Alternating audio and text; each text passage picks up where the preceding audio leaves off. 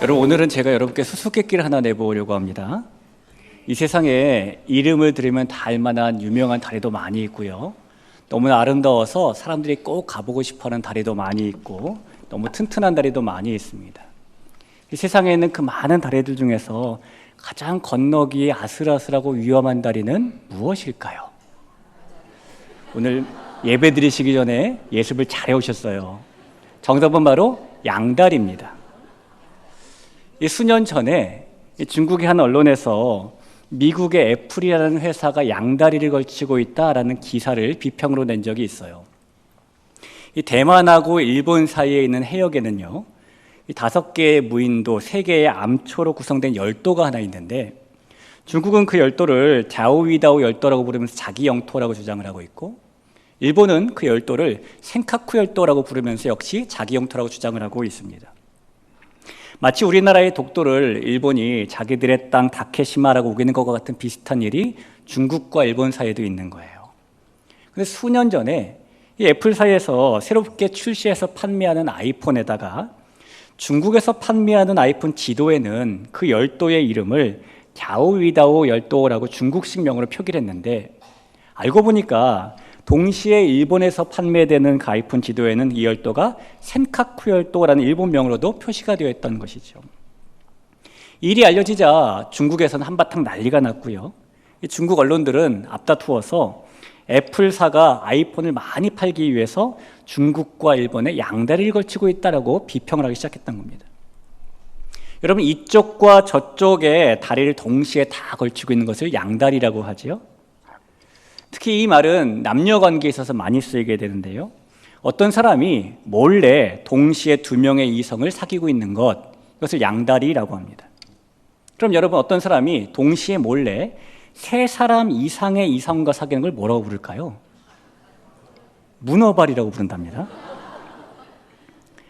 여러분, 우리 중에 이제 양다리를 걸쳐보신 분은 안 계실 거예요. 미혼인 사람이 양다리를 걸치는 것은 어느 정도 그래 그럴 수 있지라고 우리가 너그럽게 넘어간다고 하더라도, 혹시 결혼한 사람이 양다리를 걸친다, 이거 하나님 앞에 회개해야 될 그런 일인 거죠. 여러분, 신앙에도 이런 양다리가 있다는 거 아십니까? 믿음이 없는 사람이 이 종교 저 종교를 찾아다니고 이 신과 저 신을 찾아 섬기는 것은 너그럽게 그래 모르니까 그럴 수도 있지 라고 넘어갈 수도 있는 일이지만은, 하나님에 대한 믿음을 가진 사람이 하나님을 섬기며 동시에 또 다른 것을 섬긴다라는 일은 역시 회개해야 될 그런 일입니다. 우리는 지난 3월부터 지금까지 약속의 땅이라는 시각으로 바라보고 있는 여호수아 말씀을 상고하고 있어요. 여호수아서에서 만나는 이스라엘 백성들이 들어간 가나안, 약속의 땅이라는 것은 예수님을 믿고 하나님의 자녀가 된 성도가 살아가고 또한 살아내야 될 삶을 의미합니다. 그래서 그동안 우리는 그 삶을 살 때에 하나님을 우리가 어떻게 신뢰해야 하는지, 또 우리가 어떠한 삶의 태도와 모습을 가져야 하는지를 지금까지 계속해서 나누어 보았어요.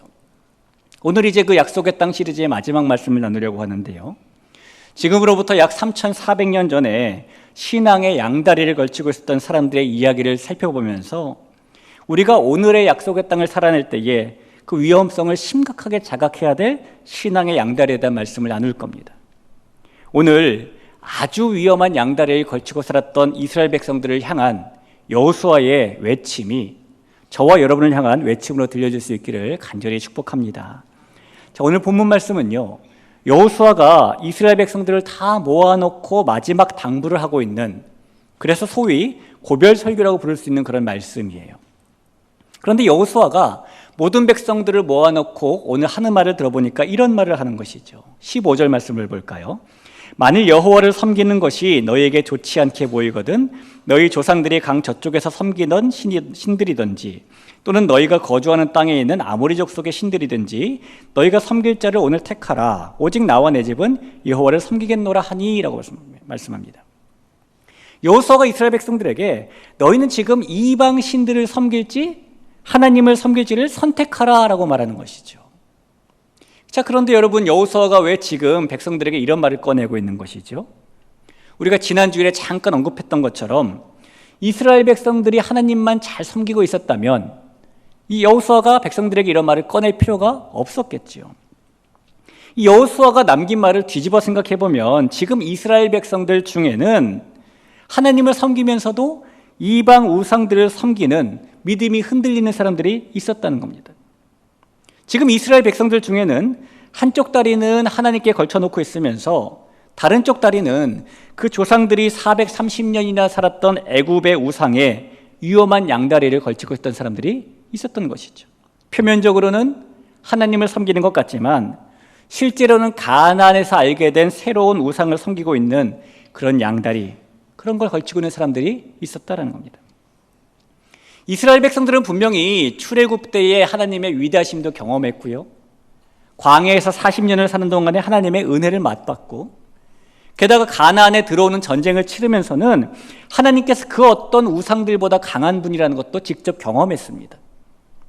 그런데 그럼에도 불구하고 약속의 땅 가나안에 정착한 이스라엘 백성들은 어리석게도 애굽의 우상들, 가나안의 우상들을 동경하는 마음을 가지며 하나님과 그 우상을 동시에 섬기는 신앙의 양다리를 걸쳤던 것이죠.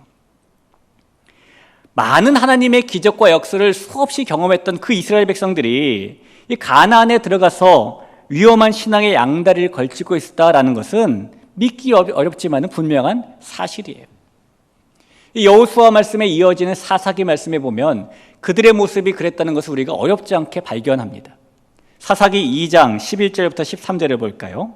이스라엘 자손이 여호와의 목전에 악을 행하여 바알들을 섬기며 애굽 땅에서 그들을 인도하여 내신 그들의 조상들의 하나님 여호와를 버리고 다른 신들 곧 그들의 주위에 있는 백성의 신들을 따라 그들에게 절하여 여호와를 진노하시게 하였을 때 곧 그들이 여호와를 버리고 바알과 아스타롯을 섬겼다라고 말하죠. 이 말씀이 불과 우리가 오늘 읽은 여호수아 24장에서 성경 2장만 넘어가면 있는 말씀입니다. 이스라엘 백성들이 하나님 앞에서 악을 행했는데 그 악이 무엇이었냐면은 바알을 비롯한 각종 우상들을 섬기는 악이었다라는 거예요. 그리고 하나님과 우상 양쪽에 이렇게 양다리를 다 걸치고 있는 위험한 모습이 지금 이스라엘 백성들이 가지고 있는 위태로운 신앙의 모습이라는 것이죠. 그래서 여호수아가 사람이 화장실 들어갈 때와 나올 때 마음이 다르다고, 가나안 땅에 들어간 후에 그 들어가기 전과 마음이 달라진 이스라엘 백성들을 모아놓고 그들의 모습에 탄식하면서 더 이상 양다리에 걸치지 말고 하나님만 섬길지 아니면 하나님 섬기지 않고 우상을 섬길지 양자택일 하라고 지금 촉구하고 있는 겁니다. 여러분, 사람들은 양다리를 왜 걸치는 걸까요? 이 사람들이 이쪽 저쪽에 양다리를 걸치는 가장 큰 이유는 비교하기 위해서라고 합니다. 양쪽을 비교해서 그 중에 나에게 가장 적합하고 가장 잘 어울리는 쪽을 선택하기 위한 목적으로 양다리를 걸친다는 거예요. 그러나 아무리 비교하기 위해서 나에게 맞는 것을 찾아내기 위해서라는 아름다운 포장지를 씌운다 할지라도 양다리는 분명히 위험한 것입니다. 미국의 남북전쟁 때에 이 남쪽과 북쪽 경계선에 살던 한 남자가 있었습니다. 이 사람은 본인이 북군의 편에 서야 될지 남군의 편에 서야 될지 비교를 하면서 아직 결정을 하지 못하고 있었어요. 그래서 결정을 하지 못하고 있던 그는 끝내 위에는 상의는 북군이 입는 푸른색 군복을 입고 하의는 남군이 입는 회색 바지를 입었어요. 얼마 지나지 않아서 인근에서 전투가 벌어지게 되었습니다. 그래서 마을 사람들이 다 피난을 가요. 근데 이 남자만큼은 피난을 가지 않았습니다. 자신은 아직 비교 중이기 때문에 어느 한쪽을 선택하지 않았기 때문에, 그래서 자신은 북군의 상의와 남군의 하의를 입고 있기 때문에 어떤 전투가 벌어져도 안전하다라고 생각을 했죠. 그리고 얼마 지나지 않아서 그가 있는 곳에서 전투가 벌어지게 됩니다. 그래서 북군 병사들은요, 남군의 복장인 회색만 보면 총을 쏘아댔어요. 남군 병사들은 북군의 복장인 푸른색만 보면 총을 쏘아댔습니다. 이 사람은 위에는 남군에게 총을 맞고 아래는 북군에게 총을 맞고 비참하게 죽었답니다. 여러분, 양다리를 걸친 결과가 안전하게 된 것이 아니라 더 위험하고 비참한 결과를 맞게 된 것이죠. 이 세상에서도 양다리를 걸치는 일은 용납되지 않는 일로 여겨지죠. 그래서 양다리를 걸치다가 들킨 사람이 있으면요, 그 사람과의 관계가 많이 단절되게 되고 그 사람은 사회적으로나 인격적으로나 치명적인 위험을 맞게도 됩니다. 그런데 하나님을 섬기는 신앙에도 마찬가지라는 거예요. 신앙에 있어서도 양다리를 걸치는 것은 매우 매우 위험한 일입니다. 에스겔 14장에 보니까 이스라엘 백성들을 하나님께로 잘 인도해야 될 이스라엘의 지도자들이 우상을 섬기기 시작합니다. 그런데 그들이 너무너무 급박하고 위중한 일이 생기자 뭘 했냐면 그 우상에게 찾아간 것이 아니라 하나님의 선지자에게 도와달라고 찾아오게 돼요. 이 모습을 보면 이 사람들은 그 당시에 신앙의 양다리, 한쪽은 하나님, 한쪽은 우상에게 걸쳐놓고 있었다라는 것이죠. 그런데요, 그 이스라엘의 지도자들이 하나님을 그렇게 찾아오자 하나님께서 막 잘 왔다고 환대해 주지 않으십니다. 에스겔 14장 1절부터 3절에 보니까요, 이스라엘 장로 두어 사람이 나와 내 앞에 앉으니 여호와의 말씀이 내게 임하여 이르시되 인자야, 이 사람들이 자기 우상을 마음에 들이며 죄악의 걸림돌을 자기 앞에 두었으니 그들이 내게 묻기를 내가 조금인들 용납하랴? 라고 말씀하셨죠. 신앙의 양다리를 걸친 사람들 용납하지 않으신다라고 주님은 말씀하시는 겁니다. 귀한 대길교회 성도 여러분, 우리가 오늘의 약속의 땅을 살아내면서 하나님과 우상에 또는 하나님의 방식과 세상의 방식에 양다리를 걸치고 있다는 것은 우리의 삶에 매우 위험한 일이라는 것을 꼭 기억하시기를 부탁을 드립니다. 자, 오늘 우리가 이 이스라엘 백성들의 모습, 성경에 나오는 이 백성들의 모습을 보면 이런 의문이 하나 발생하게 돼요. 아니, 이 사람들은 광야에서 매일매일 하나님의 기적을 받고 가나안 전쟁을 치르면서도 하나님의 역사를 보았습니다. 수많은 하나님의 기적을 경험했던 이 사람들은 왜 약속의 땅 가나안 땅에 들어간 후에는 그런 하나님을 섬기지 않고 우상에게 눈을 돌리며 양다리를 걸친 것일까라는 의문이죠. 이 사람들이 경험했던 은혜는 이런 것과 비슷해요. 여러분, 만약에 우리가 아침에 일어났는데 현관 앞에 내가 주문하지 않은 쿠팡 프레시 한 박스가 와 있는 거예요. 근데 열어보니까요, 오늘 아침과 점심과 저녁을 먹어야 될 모든 이 식재료가 완제품으로 들어있고, 오늘 내가 쓰기에 필요한 돈도 거기 들어있고, 오늘 내가 외출할 때 입어야 될 옷, 신어야 될 신발도 들어있습니다. 그리고 거기 쪽지가 하나 동봉되어 있는데 이렇게 써 있는 거예요. 너를 사랑하는 하나님으로부터, 이렇게 써 있는 겁니다. 근데 그 다음날 일어났더니 또 현관 앞에 쿠팡 프레시가 또 있는 것이죠. 열어보니까 동일하게 역시 완제품 식재료가 있고요, 역시 옷과 신발이 있고 돈이 있고 쪽지가 있고, 이게 그 다음날도 오고 또 그 다음날도 오고 또 그 다음날도 옵니다. 매일매일 옵니다. 너를 사랑하는 하나님으로부터. 여러분, 그렇게 만약에 우리가 하나님의 역사를 기적적으로 날마다 경험한다면 우리가 그런 하나님을 안 믿을 수 있겠습니까? 신앙의 양다리를 걸칠 수 있을까요? 매일매일 기적의 현장을 경험하고 사는 사람은 결코 하나님을 배신하고 양다리를 걸칠 수 없어요. 그런데 그렇게 매일매일 하나님의 기적을 경험하고 살았던 이스라엘 백성들은, 우리가 현재 경험하는 하나님의 은혜보다 더 큰 은혜를 경험했던 그 백성들은 왜 가나안에 들어가서는 하나님과 우상 사이에서 양다리를 걸치고 살았냐라는 겁니다. 게다가 정복전쟁을 하면서 자기들을 패배시킨 신들도 아니에요. 자신들이 패배하게 만든 우상들입니다. 능력이 있는 우상도 아니라는 것이죠. 게다가 세월이 지나면서 이스라엘 백성들이 우상을 섬기는 것 때문에 하나님께 많은 징계를 받게 되는데, 징계를 받은 후에도 그들은 마치 이 우상에게 중독된 것처럼 또 섬기고 또 섬기고 또 찾아요. 도대체 왜 이러는 것이죠? 여러분, 그 이유는요, 이 새로운 땅인 가나안에 살게 된 이스라엘 백성들의 마음 가운데에 하나님을 자신의 생각의 틀에 짜 맞추고 믿는 믿음, 그런 마음이 있었기 때문이에요. 무슨 말씀인지 제가 한번 설명을 해볼게요. 가나안 땅에 들어오기 전까지 이스라엘 백성들은 목축을 하는 유목민이었습니다. 광야에서 그렇게 살았어요. 그런데 가나안 땅에 들어와서 보니까 이 땅은 목축을 주업으로 한 땅이 아닙니다. 농사를 주업으로 지으며 사는 땅이죠. 그래서 그들이 가나안 땅에 도착하자마자 당장 현실적인 문제가 발생합니다. 그 문제는 지금 있는 이스라엘 백성들 중에 농사를 지어본 경험이 있는 사람이 단 한 명도 없다는 거예요. 이 백성들이 대부분 광야에서 태어났고 광야에서 자랐죠. 그 광야에서만 살다가 가나안 땅에 들어왔는데 언제 농사를 지어봤겠습니까? 여러분, 저는 사람들이 서울 촌놈이라고 부르는 서울 사람이에요. 서울특별시 광진구 자양동 땡땡땡 번지, 이게 제 본적입니다. 저는 그래서 사실 이 작물에 대해서 잘 몰라요. 농사를 지어본 적이 없으니까요. 모내기를 어떻게 하는지도 한 번도 해본 적이 없고요. 밭매기를 어떻게 하는지도 모르고, 심지어 이 논밭인 데 가면은 이게 작물인지 잡초인지 구분도 잘 못합니다. 그런데 그런 제가 만약에 어느 날 귀촌을 하게 되어서 농사를 짓는 곳에 가서 살게 됐다고 생각을 해보죠. 그럼 여러분, 저는 어떻게 농사를 지어야 될까요?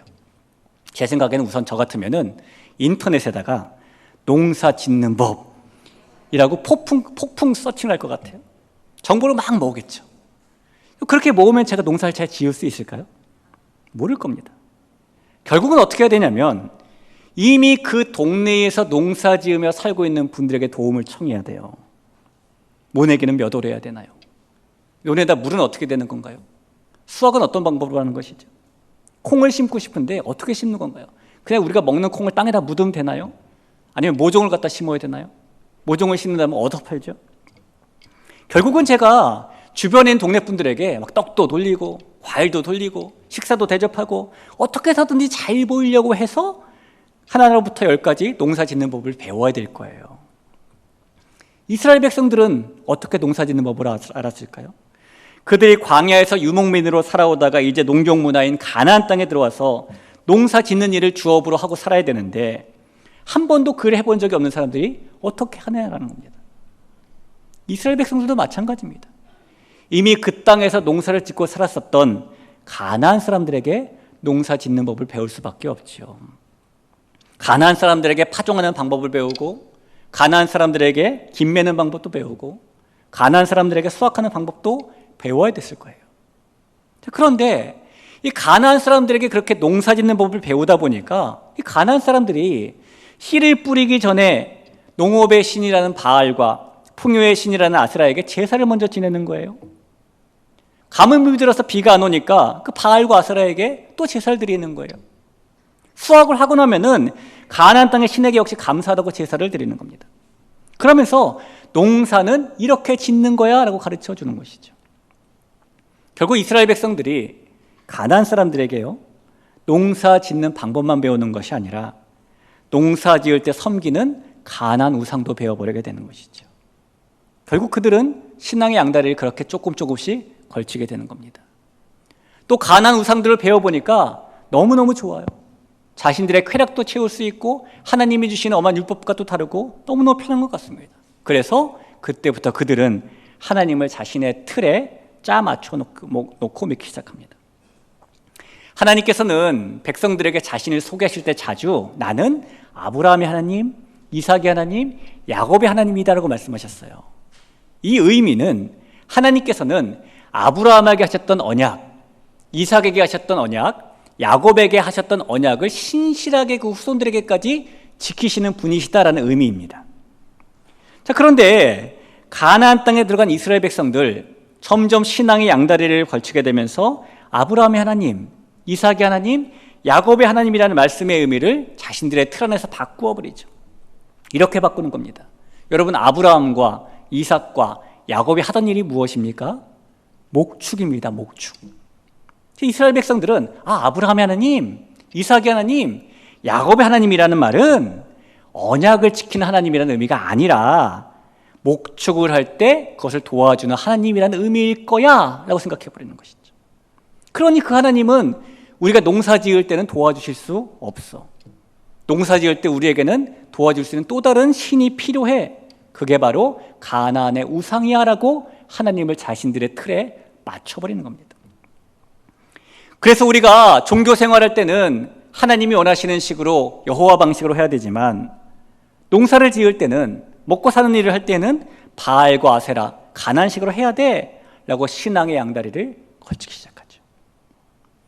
여러분, 그들은 자신들에게 이렇게 말할 겁니다. 우리는 결코 이렇다고 하나님을 버린 건 아니야. 하나님도 우리가 복받고 잘 사는 걸 원하시지 않을 거 아니야. 우리 하나님께서 우리가 복받고 잘 사는 걸 원하시기 때문에 우리가 주중에 먹고 사는 농사를 지을 때에 잘 되게 되려고 바알과 아세라와 조금 친하게 지내는 것, 하나님께서는 그거 가지고 치사하게 우리에게 뭐라고 하지 않으실 거예요. 우리는 결코 하나님을 버린 것이 아니야. 우리가 안식일을 지키는 것과 목축을 할 때에는 하나님의 방식대로 하면 되는 것이고, 농사를 지으며 먹고 사는 일을 할 때에는 바알과 아세라식으로 하면 되는 거야. 로마에 가면 로마식을 따라야 되는 거고, 예루살렘에 가면 예루살렘의 방법을 따라야 되는 거고, 그것이 지혜로운 방법이고 합리적인 것이죠. 그래서 지금 우리의 모습은 양다리를 걸치고 있는 것이 아니라 합리적인 것이고 지혜로운 것이고 너무너무 올바른 것이야 라고 그들은 생각하죠. 하지만 여러분, 아무리 그렇게 어쩔 수 없는 일이라고 핑계를 대고 아무리 그럴듯하게 보이게 포장을 잘 해놓는다 할지라도 결국 이스라엘 백성들의 모습은 위험한 양다리를 걸친 모습일 뿐입니다. 사랑하는 대길교회 성도 여러분, 약속의 땅을 살아내면서 위험한 양다리를 걸치고 있는 것은 비단 과거 이스라엘 백성들만의 이야기일까요? 혹시 오늘을 사는, 지금 이 시대를 사는 우리들에게도 동일하게 일어나는 그런 일은 아닐까요? 어쩌면 우리가 신앙생활은 하나님 방식을 따르고 먹고 사는 일은 세상의 방식을 따르는 것이 지혜로운 일이고 합리적인 것이고 현실적인 것이라고 그렇게 생각하면서 그 상황 속에 익숙해져 가고 있는 것은 아닐지 모르겠습니다. 믿음에는 믿음의 방식이 있고 세상에는 세상의 방식이 있다고, 믿음의 길과 세상의 길의 양다리를 위험하게 걸치고 살고 있지는 않을까요? 우리가 이렇게 양다리를 걸치고 살게 되면은 세상의 방식도 추구하게 되지요. 누구와 다툼이 생기면은 이기기 위해 목소리를 더 크게 내는 것이 당연하게 느껴지고요. 내 성격대로 잘 안 하면은 밤에 잠이 잘 안 오니까 성격을 다 부리는 것도 마땅해 보이고요.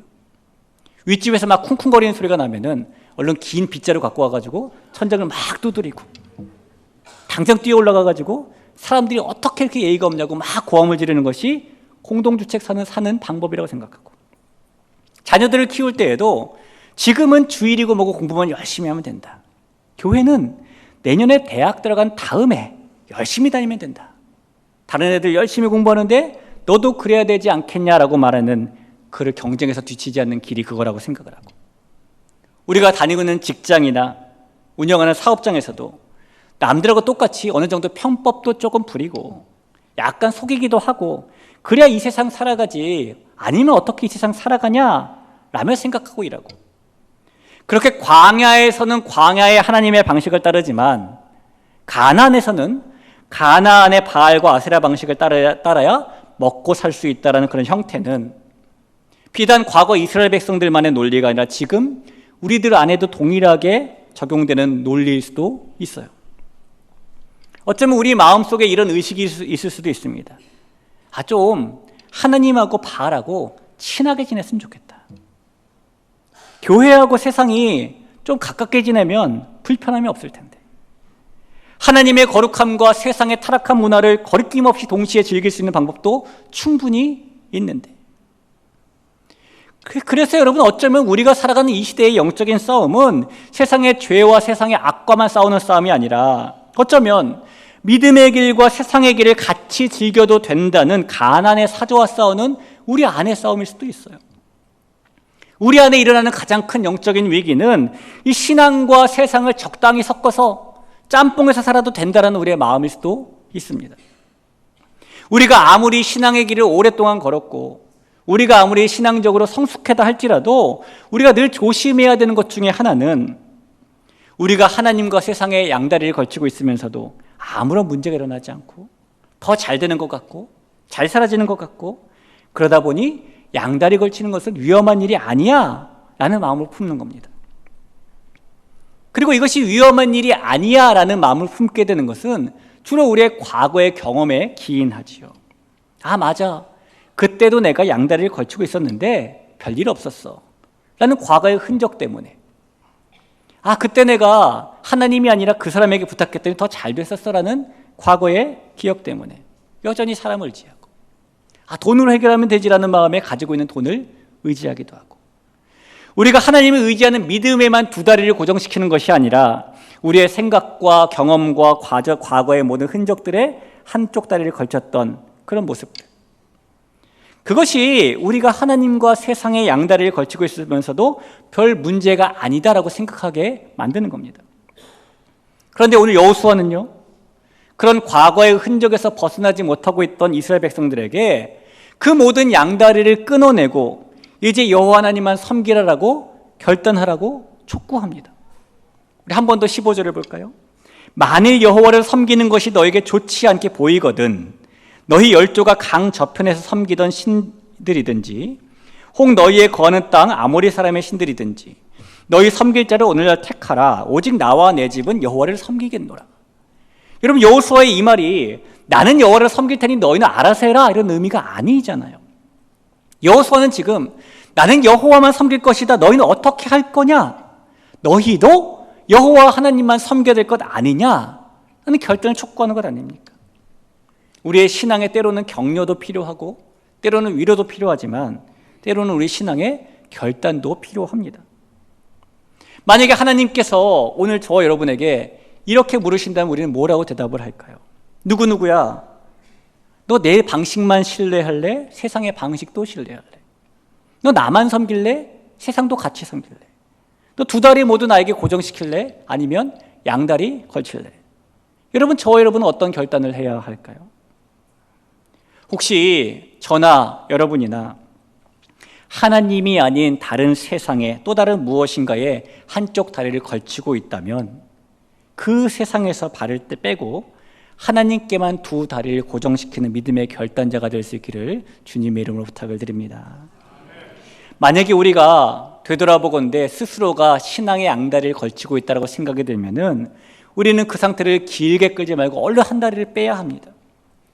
왜냐하면 하나님께서는 질투하신 하나님이라고 성경은 말씀하고 있기 때문이죠. 오늘 19절 말씀에 여호수아가 이렇게 말을 합니다. 여호수아가 백성에게 이르되 너희가 여호와를 능히 섬기지 못할 것은 그는 거룩하신 하나님이시요 질투하신 하나님이시니 너희의 잘못과 죄들을 사하지 아니하실 것임이라. 우리는 질투하시는 그 하나님을 섬기기 위해서 우리의 온 마음을 다하고 온 성품을 다하고 온 힘을 다해서 하나님만 사랑하는 겁니다. 그래서 우리는 이중 생활을 청산하는 것, 양다리를 걸치지 않고 한쪽을 선택하는 결단에 우유부단하지 말아야 하는 것이죠. 우리가 생각하기에는 지금 내가 살짝 양다리를 걸치고 있어도 무슨 일이 생기면 금방 한 다리 뺄 수 있을 거야 라고 생각하지만 그렇지 않아요. 여러분, 우리가 걸치고 있는 양다리는 그 자리에 고정되어 있지 않습니다. 점점점 사이가 멀어집니다. 그렇게 되면은 나중에 한쪽 다리를 빼려고 할 때에 다리가 이렇게 모아지지 않겠죠. 다리를 떼는 순간에 푹 빠져버릴 겁니다. 떼지 않는다고 하더라도 점점점 다리가 전혀 벌어져서 가랑이가 찢어지는 불상사를 만나게 될 겁니다. 예수님께서도 우리의 신앙의 양다리는 위험한 것이다라는 말씀하신 적이 있어요. 마태복음 6장 24절에 보니까 한 사람이 두 주인을 섬기지 못할 것이니 혹 이를 미워하고 저를 사랑하거나 혹 이를 중히 여기고 저를 경히 여김이라. 너희가 하나님과 재물을 겸하여 섬기지 못하느니라. 예수님 시대의 유대인들은 바알과 아세라 이런 우상 대신에 재물의 신이라는 만몬을 또 섬기고 있었습니다. 만몬을 추종했어요. 저 만몬을 추종해야 나에게 돈이 들어온다고 생각했기 때문입니다. 그러나 그런 유대인들에게 예수님께서는 한 사람이 두 주인을 동시에 섬길 수 없다라고 말씀하시면서 하나님을 섬기든지 만몬을 섬기든지 둘 중에 하나 선택해라라고 말씀하시는 거예요. 여러분, 저와 여러분도 두 주인을 동시에 섬길 수는 없겠죠. 하나님께서는 저와 여러분을 독점하기 원하시는 분이시고 우리의 모든 것을 홀로 차지하기를 원하시는 분이십니다. 그래서 여러분, 우리가 하나님을 섬길 때에는 다른 것을 버릴 것을 결단해야 하는 거예요. 우리 너무나 사랑하는 대길교회 성도 여러분, 우리가 세상에 마음을 두고 하나님과는 다른 그런 방식의 마음을 두고 신앙의 양다리를 걸치는 위험한 모습이 혹시 저와 여러분에게 남아있다면 오늘 이 시간에 그 모든 모습이 다 끊어지기를 주님의 이름으로 축원합니다. 버려야 할 것이 있다면 버려지고 끊어내야 될 것이 있다면 끊어지고, 그래서 하나님만 섬기는 하나님 쪽만 선택하는, 하나님의 방식만 추구하는 우리가 모두가 될 수 있기를 다시 한번 축원합니다. 우리가 양다리 걸치기를 생각하면 대표적으로 생각나는 대명사가 박쥐일 거예요. 이솝 우화에 보면은 이 길 짐승과 날 짐승이 싸움을 하게 되는데 박쥐가 어느 편에도 서지 않잖아요. 대신에 박쥐는 길 짐승이 유리할 때는 자신은 쥐니까 길 짐승이다 라고 붙고, 날 짐승이 유리할 때는 자신은 날개가 있으니까 새다 라고 말하면서 유리한 쪽으로만 붙죠. 이 이야기에 보면은 나중에 길 짐승들과 날 짐승들이 화해를 합니다. 평화가 찾아왔어요. 근데 그때 길 짐승과 날 짐승 중에 어느 쪽에도 속하지 못했던 박쥐는 아무 쪽에도 가지 못합니다. 혼자 쓸쓸히 그래서 동굴에 들어가 살게 되었다라고 이야기 끝나죠. 제가 이 말씀을 준비하면서 양다리에 대한 자료를 많이 좀 찾아봤어요. 그런데 여러분, 양다리라는 제목의 노래가 있더라고요. 이런 가사인데 제가 한번 읽어드릴 테니까 한번 보세요. 왔다리 갔다리 왔다리 갔다리, 이리저리 이리저리 왔다리 갔다리, 킹카도 아닌 것이 양다리 걸치고 왔다 갔다 왔다리 갔다리, 이것도 아닌 것이 저것도 아닌 것이 간땡이가 밖으로 나왔지 왔다리 갔다리 왔다리 갔다리. 그리고 그 다음 줄에 뭐라고 써있냐면 양다리 걸치다 걸리면 너 알지? 이렇게 써있더라고요. 여러분, 하나님과 우리 사이에도 마찬가지입니다. 언제까지 우리가 이리저리 왔다리 갔다리 그렇게 신앙생활을 해야 되겠습니까? 하나님 앞에 서 있으면서 한쪽 다리도 다른 쪽에 좀 걸쳐볼까라는 그런 유혹, 걸쳐도 아무 문제 없다라고 말하는 왜곡된 신앙을 멀리할 수 있는 우리 모두가 될 수 있기를 바라요. 오직 하나님만이라는, 하나님의 방식을 고수해도 이 세상에서 성공할 수 있다라는 하나님께서 기뻐하시는 선택과 결단만이 오늘 저와 여러분의 결단될 수 있기를 간절히 부탁을 드립니다. 우리 그런 마음 가지고 같이 한번 찬양할까요?